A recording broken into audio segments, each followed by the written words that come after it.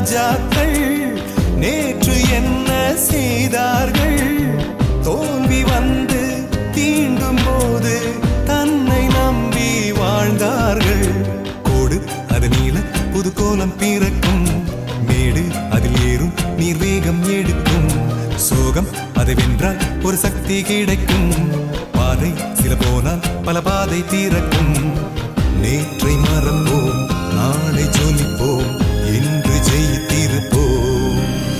சில நேரம் சில பொழுது சோதனை வரும் பொழுது நம்பிக்கையால் மனம் உழுது வானில் உன் பெயர் எழுது.